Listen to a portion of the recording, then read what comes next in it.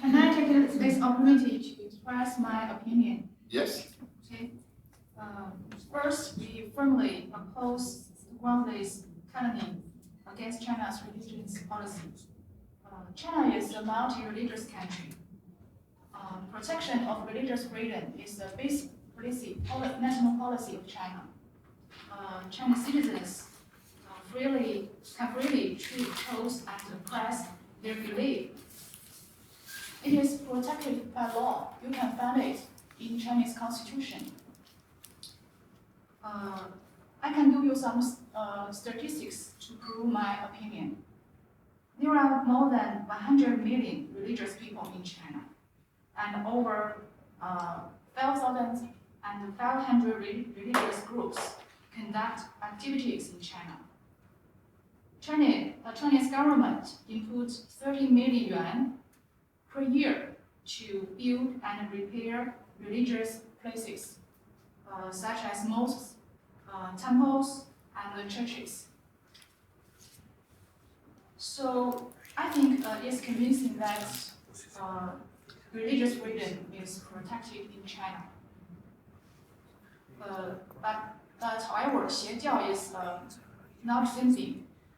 邪教, they distort the doctrine and make use of people's religious belief to carry out illegal activities.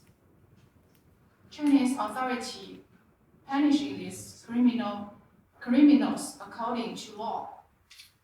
And our purpose is to better protect normal activities and the right to religious belief. I believe in the world, there is no government could allow criminal crimes under the guise of religion. So, that's my opinion. Thank you. Maybe I missed it. Did you present yourself before? What? Who are you, please? I'm with Chinese government. Okay. I'm from Beijing. Okay, thank you. So I will give the floor to Mr. Introvin to answer you. Thank you. I believe it's an important contribution as it was clarified by one of the speakers, but I want to clarify it myself. We do not pretend to give lessons to China. We are very well aware that even in the West, there are problems about religious liberty. Our institutions are not perfect, and particularly groups labeled as cults have been discriminated and persecuted for many years in European countries. There is a debate even in the United States in these very days because television series are questioning why incidents such as the one in Waco, really the police handled the situation according to the law. So I don't believe we are in a position to say we are the good countries, some other countries are, but that's completely foreign to our attitude and certainly to my attitude. And I'm very grateful to the Chinese authorities for having invited me twice in 2017 and also in previous years to China to discuss these issues with them. So I believe dialogue is very important. And so we should make an effort to understand how the Chinese system operates and what are the reasons behind Chinese attitudes. On the other hand, dialogue always goes both ways. So we listen with respect to the position of the Chinese authorities, but when we were kindly invited to China, we also presented our different point of view. So I believe a key comment in your presentation is that Xie Jiao distort the doctrines. Now, distorting the doctrines in our Western European or American legal system is not a crime. And again, I say our system is not perfect. But distorting the doctrines cannot be, in our opinion, be constructed of a crime, because what is a distorted doctrine for one people is the truth for the next person. And so we absolutely agree that people who commit crime, people who kill people, people who abuse women or children, they should be punished. Our concern, however, with your Article 300 of Chinese Criminal Code and with the interpretation of Article 300 in January 2017 by the Chinese Supreme Court and the Chinese Supreme Procuratorate is that in the definition of criminal activities by Xie Jiao, there are crimes such as spreading superstition or preaching false doctrines. And that is exactly the point where we do not agree, because how you define a superstition, how you define a true doctrine or a false doctrine. Again, what for me is a true doctrine, perhaps for you is a false doctrine. What for you is a true doctrine, perhaps for me is a false doctrine. So we should surely continue this dialogue, and as we try to understand the rationale for the Chinese attitudes against Xie Jiao, and as I said, I understand that dates back to the Ming period. It's not new. It's a constant in Chinese history. I believe the Chinese side should also try to understand the different points of view and the fact that international convention doesn't really allow for discriminating against religious groups for what they believe. False teaching, distorted teachings, heterodox teaching. So, of course, common crimes should be punished, but nobody should be persecuted for simply believing something other people do not agree with. But again, I thank you for your intervention, and I hope that the dialogue can be continued during the next years. Chinese. Can you introduce yourself? Thank you. I'm a staff from Chinese Association for International Understanding.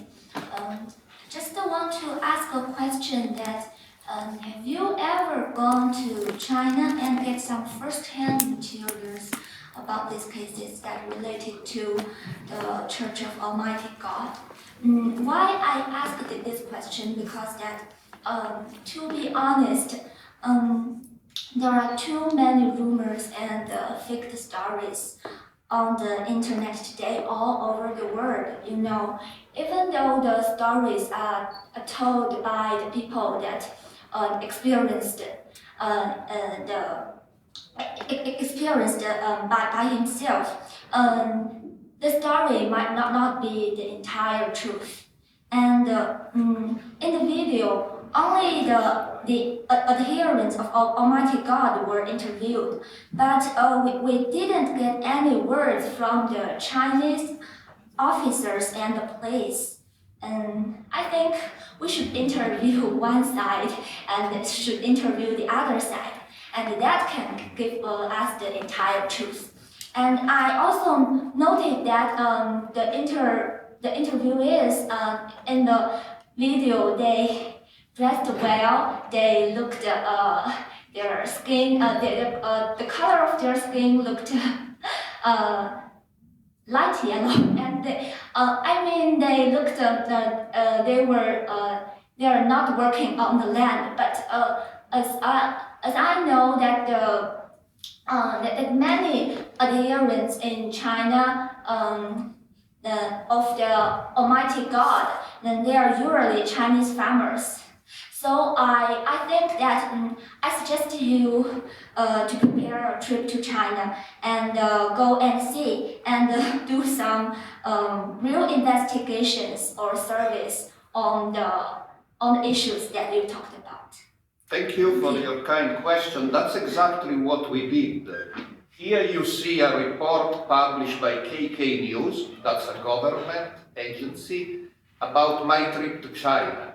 Yeah. I mean, I spent 8 days in Henan with the 610 Office of the Police. I was invited by the Chinese Anti-Cult Association with another 3 American scholars, and we toured all Henan. Unfortunately, we could not meet with actual members of the Church of Almighty God. That was not allowed by the Chinese authorities. But in all the different cities we visited, we met police officers and we met former members of the Church of Almighty God, which had been reformed in labor camps, and told to us their stories. So that's exactly what we did. I did my study of the Church of Almighty God is particular of the crimes ascribed to the Church of Almighty God is completely based on documents I received from Chinese authorities. I didn't receive any documents on the McDonald's murder, for instance, by the Church of Almighty God. They don't have any documents about it. It was done by a different group. You can find there my article on the McDonald's murder, all the documents quoted there, documents I received from the Chinese authorities. So I thank you for your suggestion. It makes a lot of sense. And that's exactly what we did. We went to China, we interviewed police officers, we interviewed former members of the Church of Almighty God. Some of them are reformed and today are members of the Communist Party. We interviewed the relatives of members of the Church of Almighty God who are members of the Chinese Communist Party and very much against the Church of Almighty God. You are perfectly right. That's the homework scholars should do. And that's exactly what we did. But on the other hand, we also interviewed members of the Church of Almighty God in Korea, in Europe, in the United States. We would have loved to do this in China, but it's underground organization, we were not allowed. So I believe we did our homework. One of the results of our homework, and your last observation is very interesting, it's that the reports in some early Chinese studies that the average member of the Church of Almighty God is a peasant, these reports are inaccurate. Statistically, the majority of the members of the Church of Almighty God are middle class.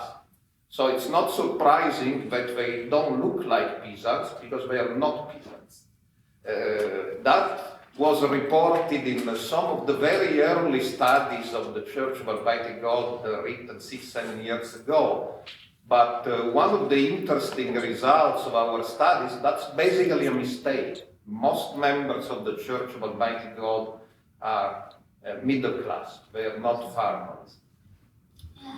I mean, next time, maybe you should put some officers' words in the video, and we hear from different sides, and we can totally know the entire truth from both sides.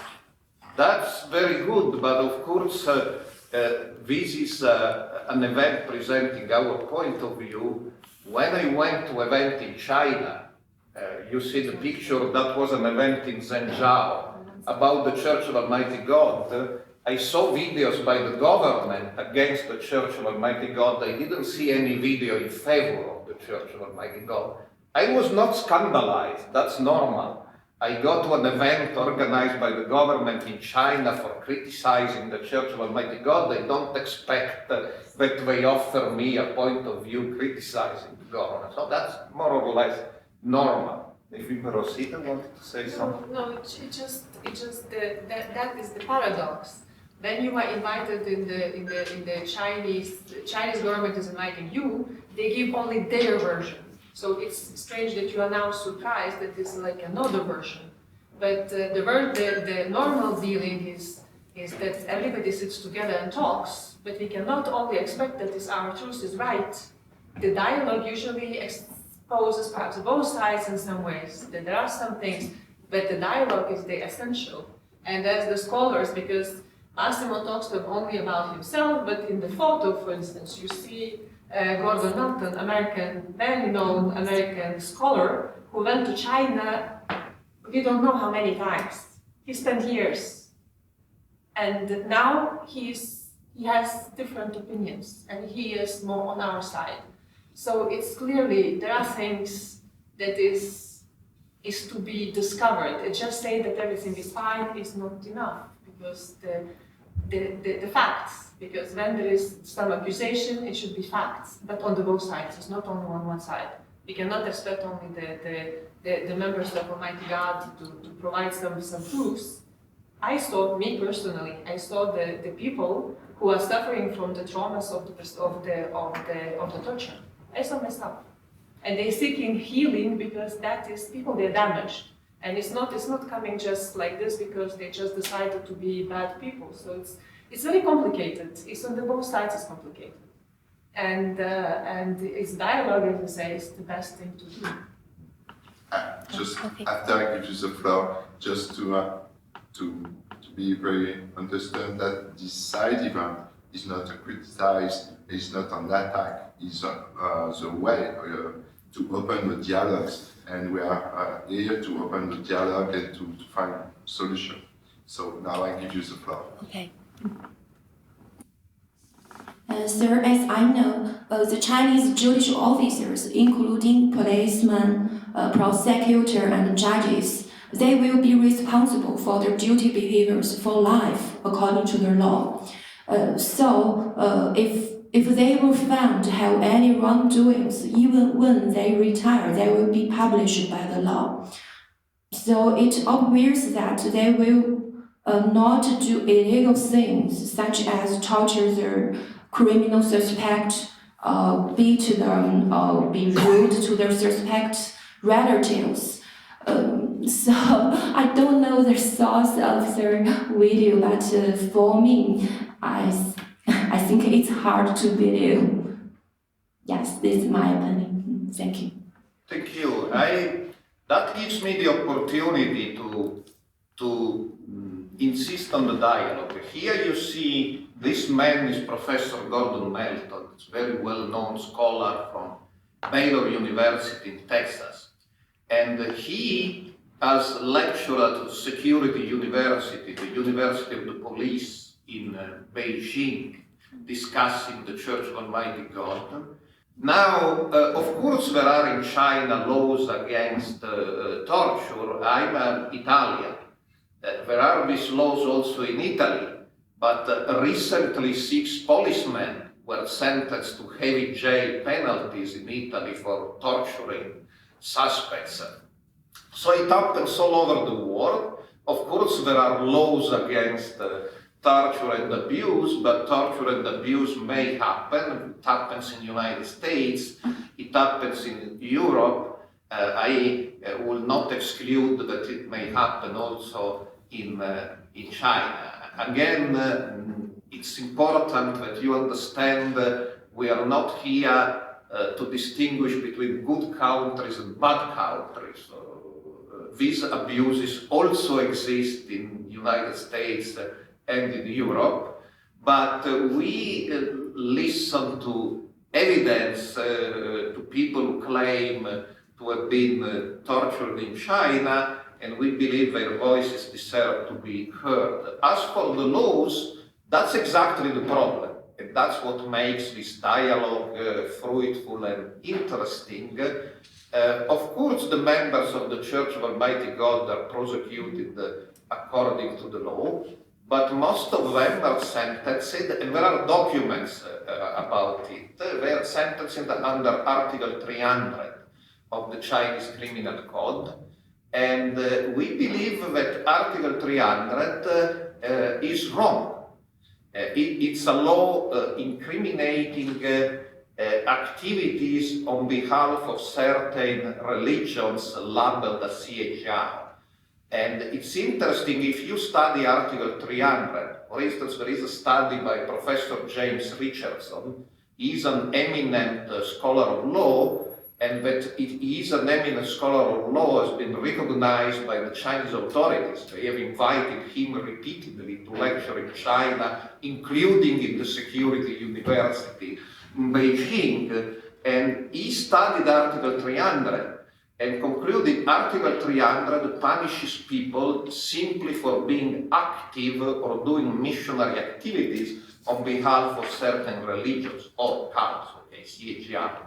And that's something we do not agree with. Again, if people steal, murder, abuse children, abuse women, they should be punished. But if people simply say, we believe that a certain woman is a mighty God, or we believe in UFOs, that should be free. Nobody should be punished because of his or her belief.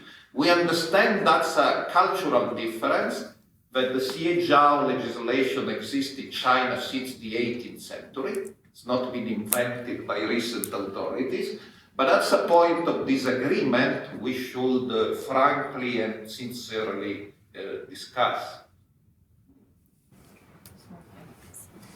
I just would like to underline that this meeting is not about is proving or discussing about the torture. Torture is one of the persecution's elements. Because if you see the title of the event is clearly said, is religious freedom and ethical persecution in China.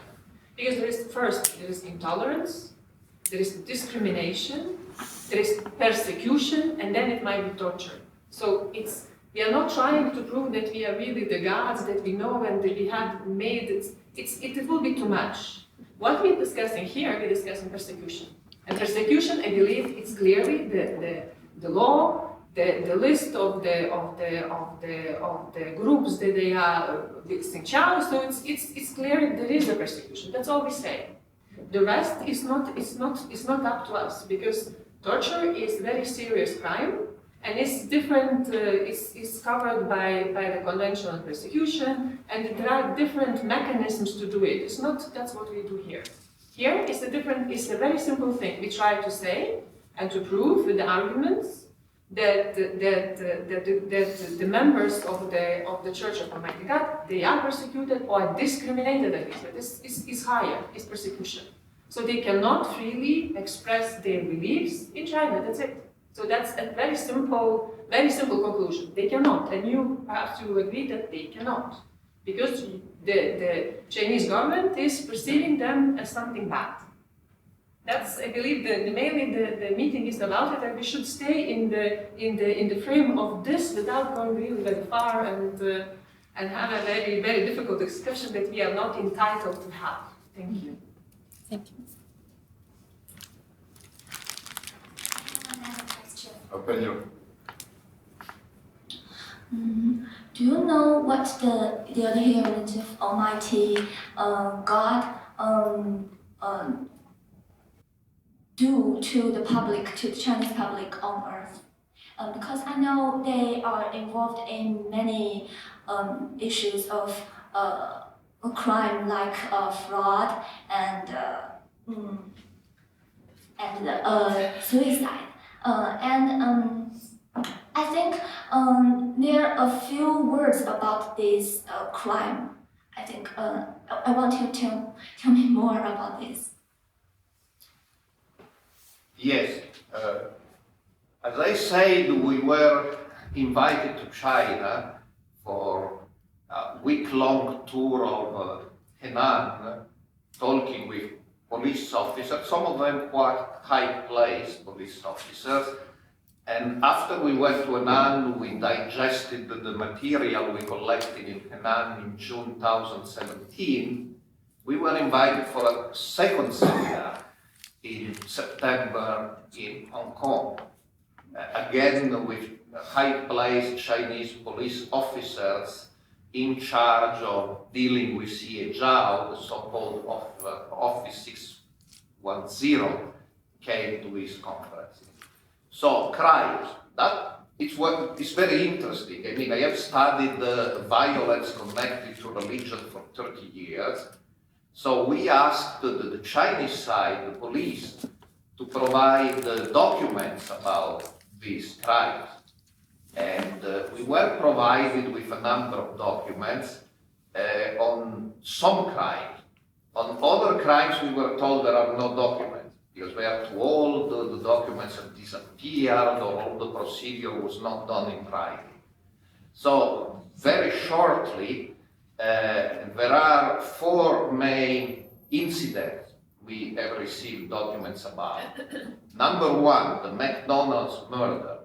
2014 in Zhaojuan, you will find my study on the table. It was a different group who used the name Almighty God, but recognized a different Almighty God, not the same person this group recognizes as Almighty God.